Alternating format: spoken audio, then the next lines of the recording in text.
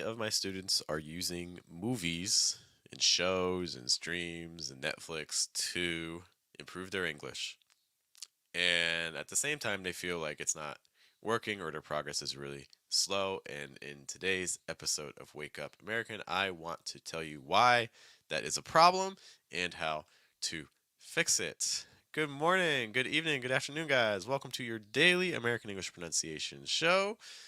Wake up American. We are here Monday through Friday, right around 8 a.m. New York time, to make sure that you can get in your 5 to 10 minutes of pronunciation practice. And when I say we, I mean me. Hello, my name is Jeff. It rhymes with breath. It's one of the four keys to a natural sound in American English, including placement, pitch, breath, and trying to weaken your consonant sounds and strengthen your vowel sounds. And in today's episode, we're really trying to talk about what are some strategies for turning TV shows, Netflix shows, whatever it is that you're watching, into material that can be most helpful for you.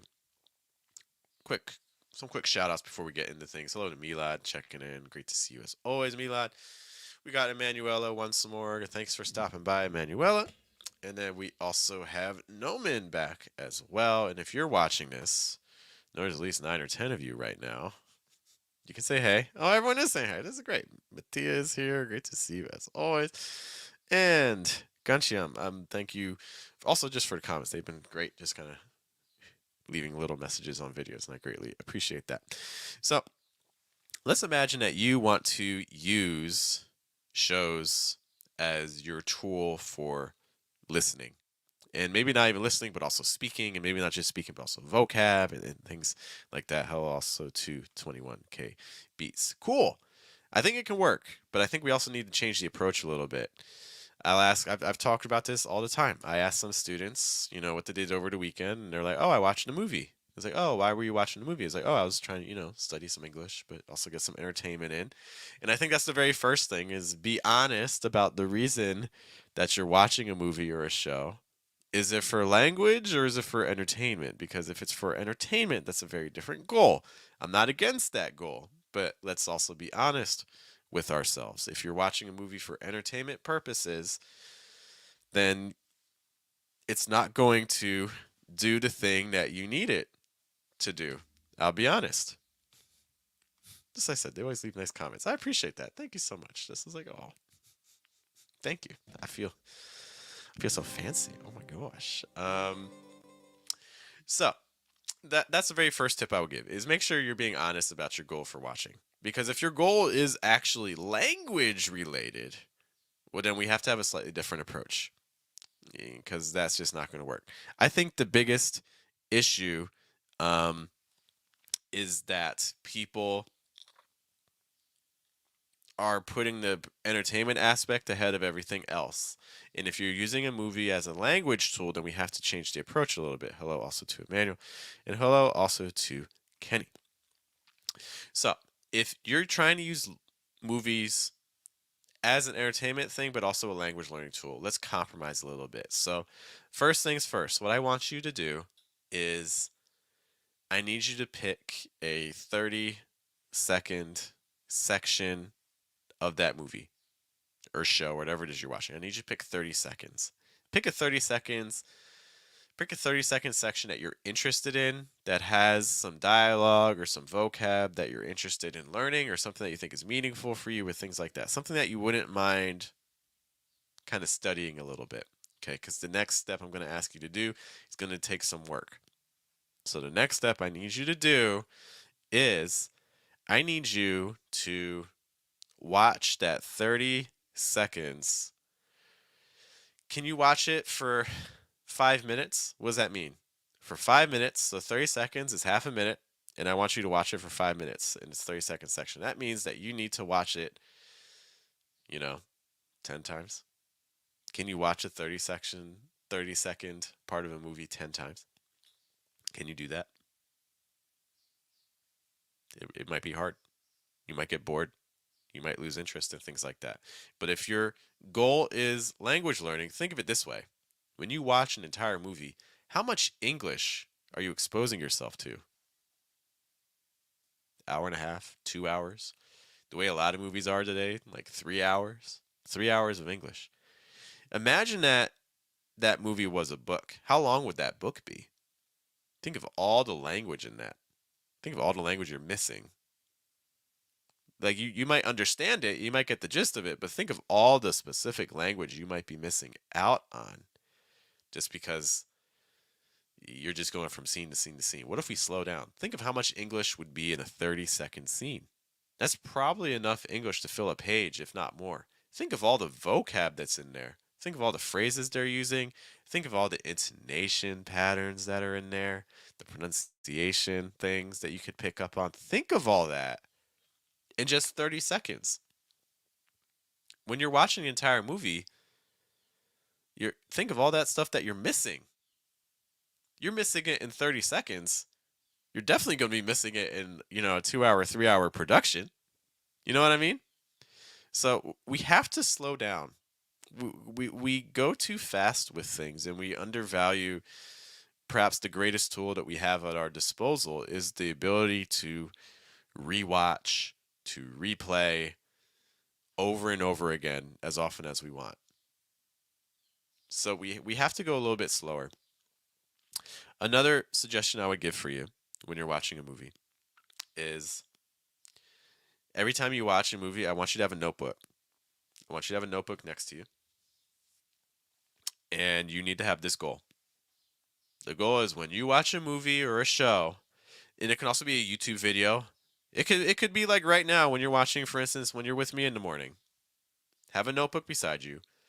And your goal is before I stop watching or before I go do something else, I have to write down 5 phrases or notes or grammar things I notice or pronunciation things I notice. I have to write 5 things down. Before I do anything else, I have to write 5 things down. If I'm looking at that 30-second clip, I need to write 5 things down from this 30-second clip that I want to remember and try using myself. Or if I'm watching a movie, I'm writing 5 vocab phrases that I want to start using. Because the reality is that the passive skills like listening and reading, they're the easiest skills to pretend you're studying on. All of us have that experience of, oh, I'm going to like wash the dishes or like walk the dog or do whatever. And also listen to English or a language I'm studying at the same time. It's better than nothing. I'm glad you're doing that. But if you're trying to actually progress more quickly, we have to up the game. We have to take it faster. Okay. And I'll hold you accountable too. So if you do this today, if you watch a video today, or if you're watching this stream right now, you can let me know what are the 5 things that you've already identified from what I said. And you can go back and replay it. This is also going to speed up your learning because I don't know if you've had the experience where you try to learn a word and you learn it for a day and then you see it a week later and you're like, oh, I know I studied this word, but I don't remember what it means. What does it mean? What does this word mean? When that happens, that's your body's way of telling you that you have not developed enough connections with the word just yet. The more connections you have with a word, the harder it is to forget. That means that what we need to do is we need to tie in, how does the word make me feel? What does it feel like if I touch it? What's it taste like? What's the emotion I associate with it? What's the temperature? What is the texture like? Where did I see the word? What was the context? What was the situation? The more answers you have to those questions, the harder it is for your mind to forget it. So this is another reason why using this strategy with movies and things like that will be really effective, because you're going to find some vocab words or some phrases and you're going to be like, oh yeah, I remember I was watching this movie. I was sitting in this chair when I was watching it. It was 8 o'clock in the morning and the character said this. I'm building this whole story around my encounter with the word. And the more I can build on that story, the more my mind can remember that word. Okay. This is why if you have a vocab textbook, the vocab textbooks often don't work. You study the word and you forget the word because you have no connection to the word. Okay. But by doing this sort of strategy, writing down 5 things that you notice when you're watching a movie or listening to something, this is becoming a lot more meaningful to your mind. So that's my big strategy for you. Whenever you watch something, you should be able to write 5 things down. You can't stop watching until you write 5 things down. You need to go slow. You need to repeat, replay, again, that 30 seconds. Watch it 5 times, 10 times, over and over again. These are things that are going to help speed up your progress. As you're studying with movies too, try to do this repetition without subtitles. If you need subtitles, fine, but only use subtitles half the time. So if I'm watching 10 times, I'm only going to use subtitles for 5 of those. Because that's going to be, the subtitles are tricky because subtitles don't use the exact same words that the speakers use all the time. And also, they teach us to practice reading. They don't teach us to practice listening, right? Because you look at a text and you think a word is pronounced a certain way. Like if I see a phrase like we, if I see a phrase, for instance, in a movie, I look at the subtitles and the subtitles say something like this, like, we don't know that. Perfect. But then I listen to the characters say it and they don't say it like that. They say, we don't know that. That's a very different sound, right? We don't know that. We don't know that. It's a different sound. Okay. Subtitles teach you reading. They don't teach you how things are actually pronounced. Okay, so those are just some quick things. If you're trying to make your time watching movies a little bit more effective, those are just like 2 or 3 strategies I would start implementing immediately to start speeding things up. We have a question. Came in from Kenny. Words like mind, some of speaking between peers tend to pronounce it as made. I'll be honest, I can't think of a time when I would say mind as made. Because they use different vowel sounds. Like mind. Oh, I see. Sorry, I totally misread that. Livy is here. Okay, so as read as mind, it said mind. My mind's my mind. I think it depends. Pronounce the words as, but it is a content word. I'm not sure about the connection between the content word. It is a content word. Don't deny that. It is a content word.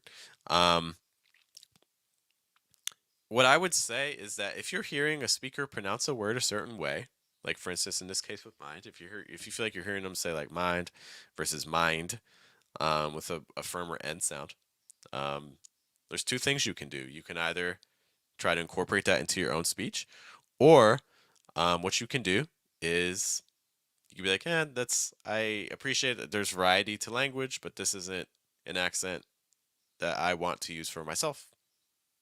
So I'll understand that maybe I'll hear people say it this way, but that's not necessarily the way that I want to talk. And that's okay too. So you kind of need to make a decision. What I would do, I would go to Youglish, it's like youglish.com, and use the word mind and kind of see what other examples of native speakers are. Just a note.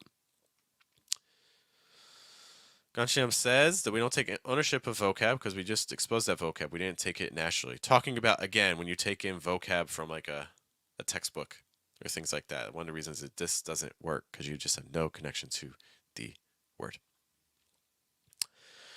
All right, guys, I do have to head out in a moment, but again, if you are starting to apply this strategy immediately, again, write down 5 things. Tell me, what are the 5 things that you've noticed from this stream that you want to start applying to your own speech? Livy brings, I noticed something. I know how to pronounce words, very good pronunciation, but sometimes when it comes to speaking, I'll automatically switch to French placement. Freaking habits are so hard to change. Yeah, that's the battle that every single language learner have, myself included. It's so easy to default back to your first language for things. You see this especially with like words like cognates, words that are similar or sounds that are similar across languages. It's so easy to slide back. French and English have a lot of similarities. There's a lot of differences. There are some similarities going on. French is also tricky too, just because a lot of English words come from French, but the stress changes, right? So you have to be careful of that as well.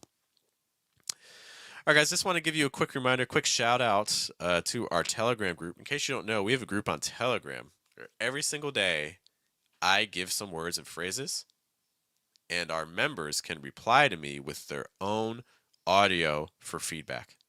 Okay, so if you're trying to check your pronunciation, but you have no one to talk to, you have no way of knowing, am I doing this right? Am I doing it wrong? Why am I doing it wrong? Because maybe you actually do have people that you can talk to, but they're not helpful. They say, "Oh, you sound fine," or "Oh, it just sounds weird. I don't know why. It just sounds different." We can tell you why something sounds a little bit off in the Telegram group. And we do it for you every single day. We get your responses within 24 hours. So if that sounds like something you are interested in, you can go to fluentamerican.com or fluentamerican.com/telegram to register for our group. It would be great to work with you in that capacity. Guys, I have to head out. I see Levi says, I know how to relax everything while speaking English helps a lot, but it feels so weird. Embrace the weird. If it feels weird, that's a sign we're doing something new and different. You know, the problem with pronunciation when you're learning a new language is students are making differences that are this big when they need to make differences that are like this big, right? So embrace the weird. That's a good sign. Sign we're doing what we need to do. I'll see you all later. Once more, my name is Jeff. It rhymes with breath. That's one of the 4 keys to natural sound in American English. I'll see you all later. Thank you so much for joining me today. We'll be back tomorrow morning. You guys have a good day. Have a good night. Have a good afternoon.